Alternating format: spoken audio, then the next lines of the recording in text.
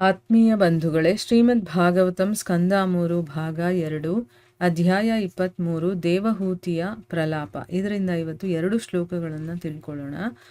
ಶ್ಲೋಕ 6. ಕರ್ದಮ ಉವಾಚ ತುಷ್ಟೋಹ ಮಧ್ಯ ತವ ಮಾನವಿ ಮಾನದಾಯಾಃ ಶುಶ್ರೂಷಯ ಪರಮಯ ಪರಯಾ ಚ ಭಕ್ತ್ಯಾ ಯೋ ದೇಹಿನಾಮಯಮತೀವ ಸುಹೃತ್ಸದೇಹೋ ನಾವೇಕ್ಷಿತ ಸಮುಚಿತ ಕ್ಷಪಿತುಂ ಮದರ್ಥೆ.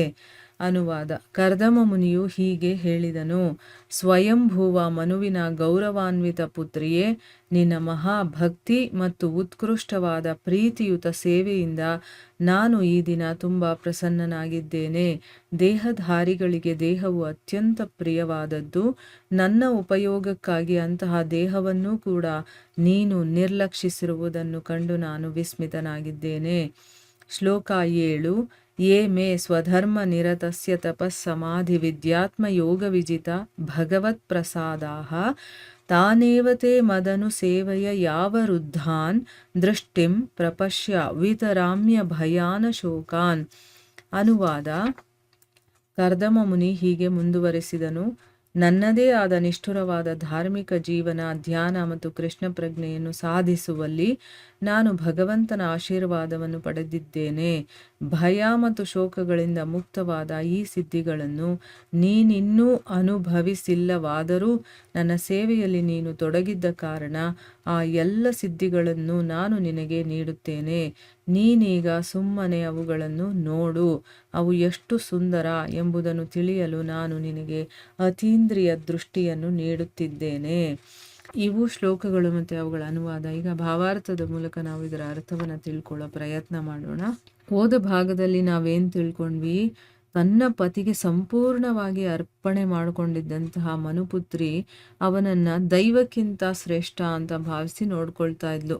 ಅವಳು ಅವನಿಂದ ಹಿರಿದಾದಂತಹ ಆಶೀರ್ವಾದಗಳನ್ನು ಬಯಸ್ತಾ ಇದ್ಲು. ಅವಳಿಂದ ಆಶೀರ್ವಾದ ಪಡ್ಕೋಬೇಕು ಅಂತಂದ್ಬಿಟ್ಟು ಅವಳು ಸೇವೆ ಮಾಡ್ತಾ ಇದ್ಲು. ಬಹಳ ಕಾಲ ಪತಿಯ ಸೇವೆಯನ್ನು ಮಾಡ್ತಾ ಇದ್ದಂಥ ಅವಳು ಧಾರ್ಮಿಕ ಆಚರಣೆಗಳ ಕಾರಣವಾಗಿ, ಅಂದರೆ ತುಂಬ ಕಟ್ಟುನಿಟ್ಟಾದಂತಹ ವ್ರತ ನಿಯಮಗಳನ್ನೆಲ್ಲ ಪಾಲನೆ ಮಾಡ್ತಾ ಇದ್ದ ಕಾರಣದಿಂದ ಅವಳು ದಿನೇ ದಿನೇ ಕೃಶವಾಗಿ ದುರ್ಬಲಳಾಗಿ ಆದಳು. ಯಾಕೆಂದರೆ ಅವಳೊಬ್ಬ ರಾಜಕುಮಾರಿ. ಅಷ್ಟೊಂದು ಕಟ್ಟುನಿಟ್ಟಾಗಿ ಅವಳು ಏನೂ ಸಾಧನೆಗಳನ್ನು ಮಾಡಿರಲಿಲ್ಲ. ಆದರೆ ಇಲ್ಲಿ ಗಂಡನಿಗೆ ತಕ್ಕ ಹಾಗೆ ಅವಳು ನಡ್ಕೋಬೇಕಾಗಿತ್ತು. ಅದರಿಂದ ಆ ಗಂಡ ಏನೇನೆಲ್ಲ ಮಾಡ್ತಿದ್ನೋ ಅದನ್ನೆಲ್ಲ ನೋಡ್ಕೊಂಡು ಇವಳು ಕೂಡ ಮಾಡ್ತಿದ್ಲು. ದೇವರ್ಷಿಗಳಲ್ಲಿ ಶ್ರೇಷ್ಠರಾದಂತಹ ಕರ್ದಮರಿಗೆ ಅವಳ ಸ್ಥಿತಿಯನ್ನು ನೋಡಿ ಕರುಣೆಯಿಂದ ಅವರು ಹೀಗೆ ಹೇಳ್ತಾರೆ ಅಂತಂದ್ಬಿಟ್ಟು ತಿಳ್ಕೊಂಡಿದ್ವಿ. ಏನು ಹೇಳ್ತಾರೆ ಅಂತಂದರೆ, ಈಗ ಈ ಶ್ಲೋಕದಲ್ಲಿ ಹೇಳ್ತಾರೆ ಅವರು: ಸ್ವಯಂಭುವ ಮನುವಿನ ಗೌರವಾನ್ವಿತ ಪುತ್ರಿಯೇ, ಅಂದರೆ ಸ್ವಯಂಭೂ ಮನುವಿನ ಮಗಳೇ, ನಿನ್ನ ಮಹಾಭಕ್ತಿ ಮತ್ತು ಉತ್ಕೃಷ್ಟವಾದಂತಹ ಪ್ರೀತಿಯುತ ಸೇವೆಯಿಂದ ನಾನಿವತ್ತು ತುಂಬಾ ಸಂತೋಷಪಟ್ಟಿದ್ದೀನಿ, ಪ್ರಸನ್ನನಾಗಿದ್ದೀನಿ. ದೇಹಧಾರಿಗಳಿಗೆ ದೇಹ ಅನ್ನೋದು ತುಂಬ ಪ್ರಿಯವಾದದ್ದು. ಈಗ ನಾವೆಲ್ಲ ದೇಹನೇ ನಾನು ಅಂತ ತಿಳ್ಕೊಂಡಿರೋ ಕಾರಣ ನಮ್ಮ ಶರೀರ ಅಂತಂದರೆ ನಮಗೆ ತುಂಬ ಇಷ್ಟ ಅಲ್ವಾ? ನನ್ನ ಉಪಯೋಗಕ್ಕೋಸ್ಕರ ನೀನು ಅಂತಹ ತುಂಬ ಪ್ರೀತಿ ಪಾತ್ರವಾಗಿರುವಂಥ ದೇಹವನ್ನು ಕೂಡ ನೀನು ನಿರ್ಲಕ್ಷಿಸಿರೋದನ್ನು ನೋಡಿ ನಾನು ವಿಸ್ಮಿತನಾಗಿದ್ದೀನಿ. ಯಾಕಂದರೆ ಯಾರು ಆಧ್ಯಾತ್ಮಿಕಕ್ಕೆ ಬಂದ್ಬಿಟ್ಟಿರ್ತಾರೋ, ಆತ್ಮ ಸಾಕ್ಷಾತ್ಕಾರದ ಒಂದು ಹಂತಕ್ಕೆ ಬಂದ್ಬಿಟ್ಟಿರ್ತಾರೋ ಅವರಿಗೆ ದೇಹದ ಒಂದು ಪರಿವೇನೇ ಇರೋದಿಲ್ಲ. ಅದಕ್ಕೆ ನೋಡಿ ಸಾಧು ಸನ್ಯಾಸಿಗಳು ಹೇಗಂದ್ರೆ ಹಾಗಿರ್ತಾರೆ.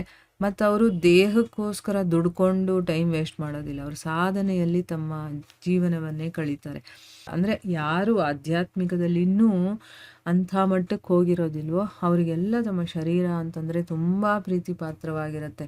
ಆದರೆ ಇಲ್ಲಿ ಒಬ್ಬ ರಾಜಕುಮಾರಿಯಾಗಿದ್ದು ಅಂಥ ಮಟ್ಟಕ್ಕೆ ಏರಲಿಲ್ಲ ಅಂತಂದರೂ ಕೂಡ ನನ್ನ ಸೇವೆಯಲ್ಲಿ ಅದನ್ನೂ ಕೂಡ ನೀನು ನಿರ್ಲಕ್ಷ್ಯ ಮಾಡದೆ ನೀನು ಪ್ರೀತಿಯಿಂದ ಸೇವೆ ಮಾಡಿರೋದ್ರಿಂದ ನನಗೆ ತುಂಬ ವಿಸ್ಮಯ ಆಗ್ತಾ ಇದೆ ಅಂತಂದ್ಬಿಟ್ಟು ಹೇಳ್ತಾರೆ.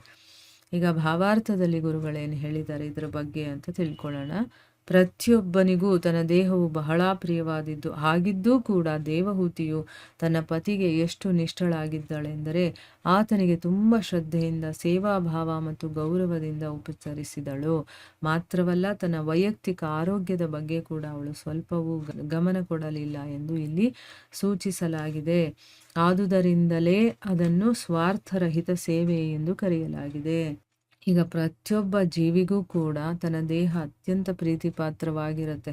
ಆದರೂ ಇಲ್ಲಿ ದೇವಹೂತಿ ತನ್ನ ಪತಿಗೆ ಎಷ್ಟು ನಿಷ್ಠೆಯಿಂದ ಅವಳು ಸೇವೆ ಮಾಡ್ತಾ ಇದ್ಲು ಅಂತಂದರೆ, ಅವಳಿಗೆ ಶ್ರದ್ಧೆನೂ ಇತ್ತು, ಮತ್ತು ಗೌರವದಿಂದ ಕೂಡ ಉಪಚಾರ ಮಾಡ್ತಾ ಇದ್ಲು. ಅಷ್ಟೇ ಅಲ್ಲದೆ ತನ್ನ ಆರೋಗ್ಯದ ಕಡೆನೂ ಕೂಡ ಅವಳು ಗಮನ ಹರಿಸ್ತಾ ಇರಲಿಲ್ಲ. ಅದಕ್ಕೋಸ್ಕರನೇ ಅದನ್ನು ಸ್ವಾರ್ಥರಹಿತ, ಅಂದರೆ ಯಾವುದು ತನ್ನ ಬಗ್ಗೆ ಯೋಚನೆ ಮಾಡದೆ ಅವರ ಸೇವೆಯ ಕರ್ತವ್ಯ ಅಂದ್ಕೊಂಡು ಮಾಡ್ತಾ ಇರ್ತಾಳಲ್ವ, ಅದಕ್ಕೋಸ್ಕರ. ದೇವಹೂತಿಯು ತನ್ನ ಪತಿಯೊಂದಿಗೆ ಇಂದ್ರಿಯ ಭೋಗವನ್ನು ಹೊಂದಿರಲಿಲ್ಲವೆಂದು ತೋರುತ್ತದೆ. ಇಲ್ಲದಿದ್ದರೆ ಅವಳ ಆರೋಗ್ಯ ಅಷ್ಟೊಂದು ಕ್ಷೀಣಿಸುತ್ತಿರಲಿಲ್ಲ. ಕರ್ದಮ ಮುನಿಯ ಆಧ್ಯಾತ್ಮಿಕ ಉನ್ನತಿಯ ಸಾಧನೆಯಲ್ಲಿ ಅನುಕೂಲೆಯಾಗಿ ವರ್ತಿಸುತ್ತಾ ತನ್ನ ದೈಹಿಕ ಸುಖವನ್ನೂ ಲಕ್ಷಿಸದೆ ನಿರಂತರವಾಗಿ ಆತನಿಗೆ ಸಹಕಾರ ನೀಡಿದಳು.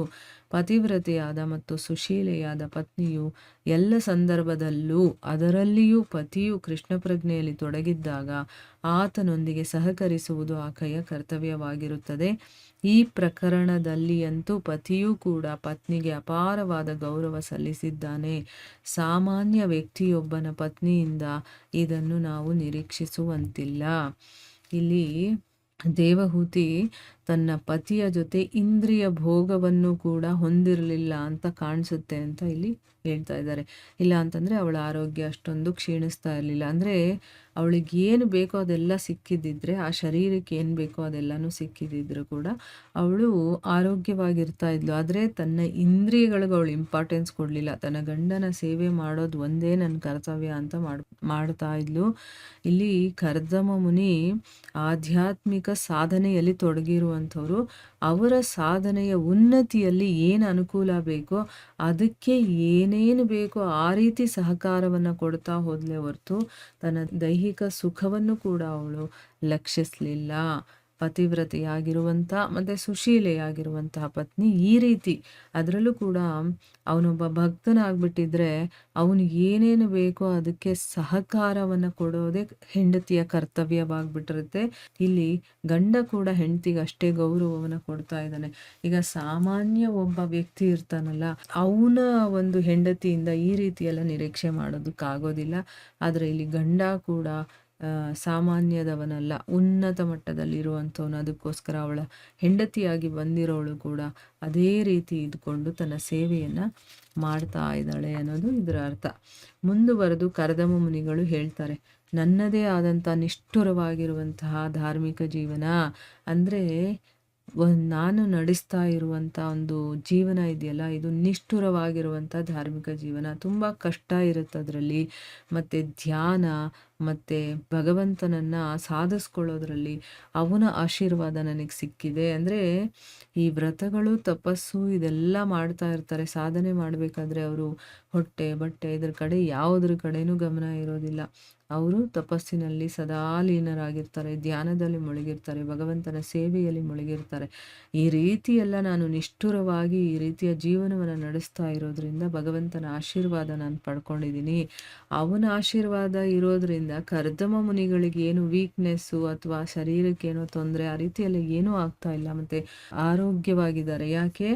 ಅವರು ತಮ್ಮನ್ನು ತಾವು ಭಗವಂತನಲ್ಲಿ ತೊಡಗಿಸಿಕೊಂಡಿರೋ ಕಾರಣದಿಂದ ಅವರಿಗೆ ಇದೇನೂ ಆಗೋದಿಲ್ಲ. ಯಾಕೆ? ಭಗವಂತನ ಆಶೀರ್ವಾದ ಅವ್ರ ಮೇಲಿರೋದ್ರಿಂದ ಅವರು ಆರೋಗ್ಯವಾಗೇ ಇರ್ತಾರೆ ಮತ್ತು ಎನರ್ಜೆಟಿಕ್ ಆಗಿರ್ತಾರೆ.